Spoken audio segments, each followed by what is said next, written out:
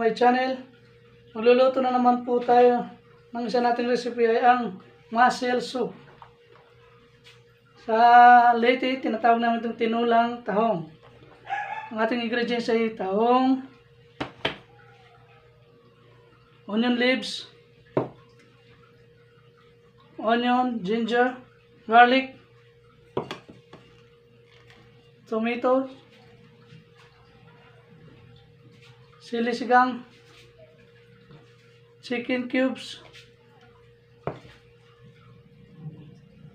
chili leaves, fish sauce, brown pepper. Meron na tayong asin. Panimpla kung sakali matabang ang ating timpla. Ito na.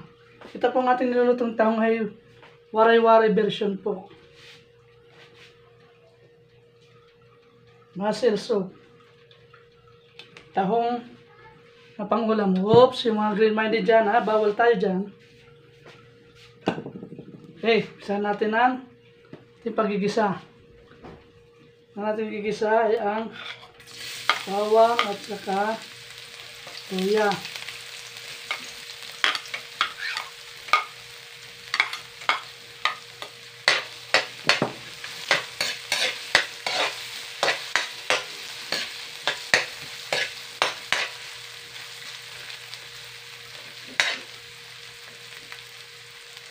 Sama natin siyang konti bago natin isunod ang ating sibuyas.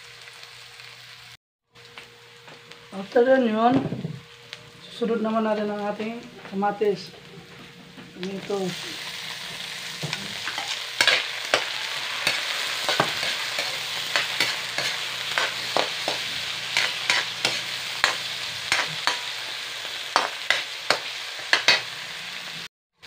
After ng ating kamatis, tingnan natin ang ating dahon na kalansyon.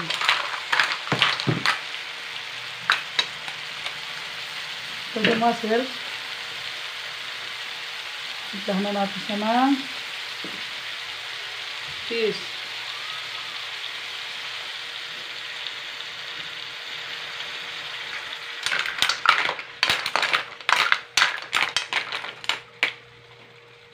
Okay. Then, ating ground pepper.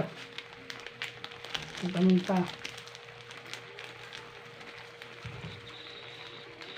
5 grams lang.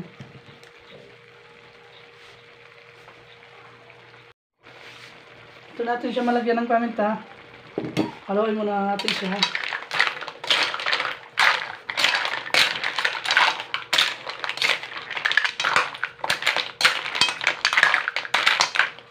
Simmer muna natin siya.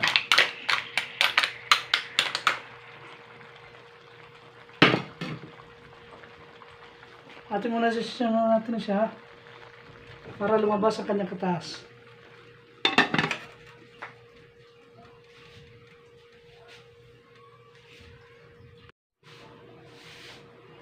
And after 5 minutes, yan. Tulo na siya.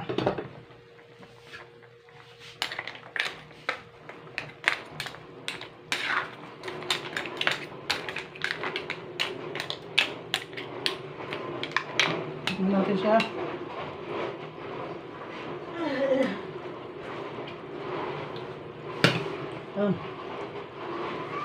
Dagdagan natin ulit siya ng konting asin.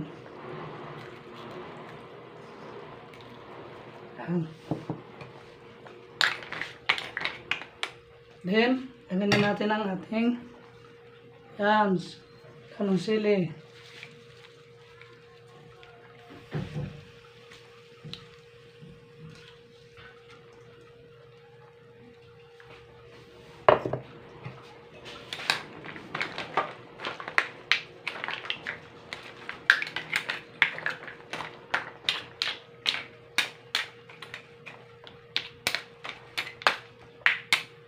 Then after natin may lagay yung daon ng sili, sunod na natin ang ating pichay.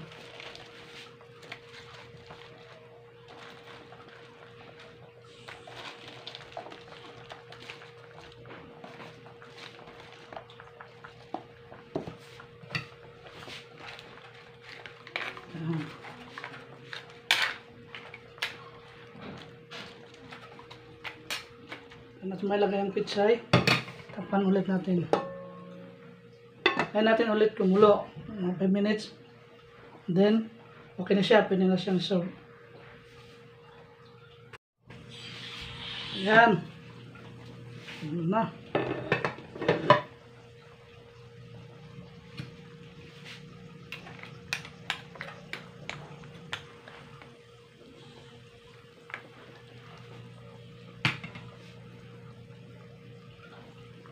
Yan, luto ng ating mussel soup